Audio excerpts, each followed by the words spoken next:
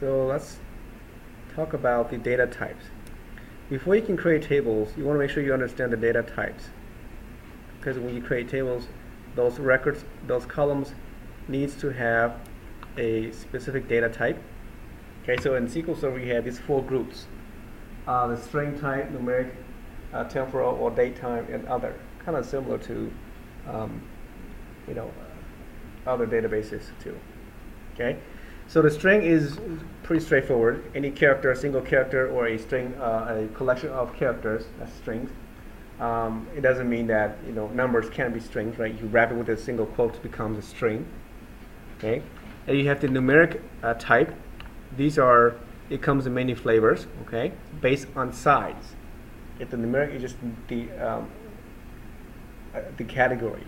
But based on size, you have the integer type, the floating point will be like decimal numbers, and you have a currency. This is something that is only related to databases. You will not have this in JavaScript or Java or things like that. Okay. Currency comes with both money and tiny money. Okay. And you have others as well. You have dates, times, and both of them. You can declare a variable what dates only, what time, or you can say date time has both data in there as well. And others, the others would be like more of like the binary type. Okay, it's called the blob. You hear that probably the term before. Okay, binary large object data type, and this is a really huge data like non-data type like objects. So you can use that as well. And here is another table to show you the ANSI standard types and the SQL Server equivalents. Okay, what that means is that you can actually declare your variables, your fields using these keywords here. So, for example, the ones that we use on the right side is very common because those are SQL servers, right? So the var char, the var binary is for very large data will be like binary. If you want to store pictures or videos, those files will be binary. You have to use the var binary to use it. The var char is, you've probably seen that already, is for variable characters. Okay, and then the char or the car, how do you want to say, is for characters. So we use this in SQL Server, but this is the ANSI standard, which means you can also use this as well when you declare a variable. Like for example, like var char, you could say char variant. And what that means is, let's say when you create a table in here, for example, just show you really quick here. Let's just say create a table, test, okay, and my field, let's just say the name here, first name. Usually we say we see var char, right? Var char, and we give it a size of how many characters should this first name store. You can say up to 50 characters, right? This is the syntax for common syntax, you see it. For the ANSI standard, you can also do something like char variant, right? You can do that. It's legal. You can use that, but it's just like too much to type, right? And it's a little bit odd because we don't really use this. We use the var char or the char itself to do that. Okay, so it just means that this equivalent chart here just show that if you want to use var char, you can also use the char variant and so on. The decimal, you will use decimal instead of DEC. You can use both. Either way, it's fine. Okay, but it's just more common to use this on the right side here. The right side would be for transact SQL, and the left side would be for other flavors of SQL? Yes, all the databases would follow the synonym here on the left side. So this is more of right on the SQL Server. It will be a transact or T-SQL type conversion. Okay. So here again, a note about char and nchar and vchar and nvchar. Okay, this n in front here. This is stands for national. And what it does is that it allows us to store Unicode, any special characters like Arabic letters, Chinese or Japanese characters.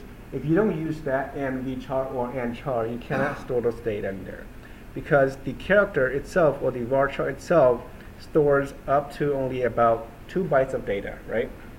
A word, it's no, it's yeah, is it 2 byte? No, it's 1 byte. I'm sorry. So it uses 1 byte for the char, and then if you use the other one, it'll be double that. Okay, double the byte, so you can store more characters. So what that means is, if I were to go in here, if I use char, okay, just to show, I'm not going to run this one here. I'll just show you that you can do here. For if I say print, I'm going to cast this, and we'll do a casting later. Let's say letter A as char. Okay, if I do that, if I print this one here, let me do all these here. Let me turn all those off. So just run this one here. If I print this one here, you'll see that it prints the letter A here. It's kind of small, but prints A here. Okay. Same thing with vchar. Char means just one character, right? If I let's say find another character, I don't know. Let's see, what do we have? Let's just look for another character. I have it in here somewhere. Let's see, Chinese character. We'll just pick one. Okay, I said I picked this one here. No, it's this one here. Okay, copy that. Whatever that is, maybe channels, but I don't know. If I put it here, okay, if I try to print this out, you'll see that it doesn't recognize it. Okay, it just has this question mark. It doesn't know what that is. So I need to change this to an char. Now it takes double size of the byte because without it, you just run the ASCII characters up to 255 characters, right? And then with the additional byte, we can store these additional characters too. But if I run this now, you still see that it doesn't work either. If you want to store any of the n char characters, you also have to prefix this with the n in front of it. Okay, n and then the pound and then maybe the quote and so on. So now you can see that it can print the actual Unicode characters. So if you were to design a database to store these type of characters, then you want to make sure that you set the n char or n var char in there. Otherwise, you have to cast it every time, and that's going to be really slow. But if you don't intend to use it, then don't use it either, because they use a lot of memory. Okay, so you have like both the pros and the cons here to think about. Okay, if you would just say, oh, maybe once in a while we might convert it to a Unicode, then just use the varchar, and you can always just convert that once or twice when you upload or install input. So that is the difference I want to show you between the two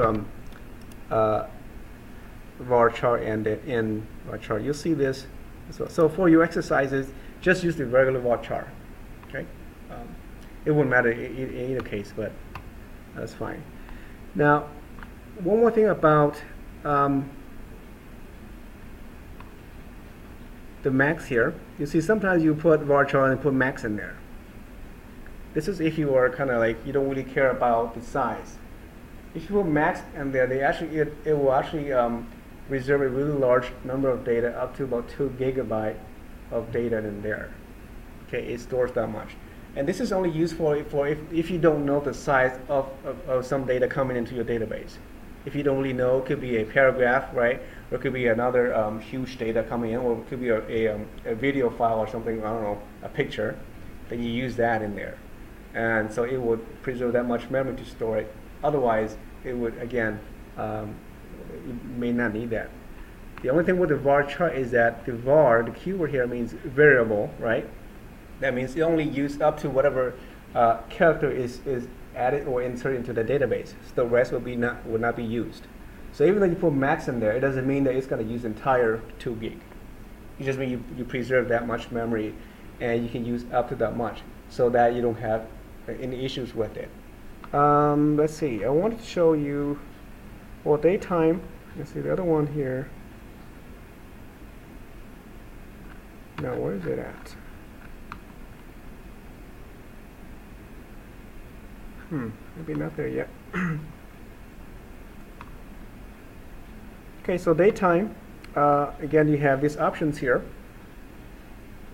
Again, it's all about mostly about bytes. Okay, so date is very common, and it tells you the limitation here from when to when. So if you just use date, it's going to go all the way from January 1st, the year 001, all the way through 9999. Okay, if you use different date, like date time 2, for example, you would end, or is it the same? Yeah, I thought this one was set to a different time.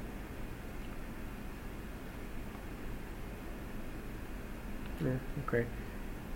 So daytime common formats. I think the first one is the most common one. So if you're using SQL Server like we do, then this is the format you want to go by. It's the safest one. Okay, the year followed by the month and the day. You can use the dash, you can use the slash. It's fine.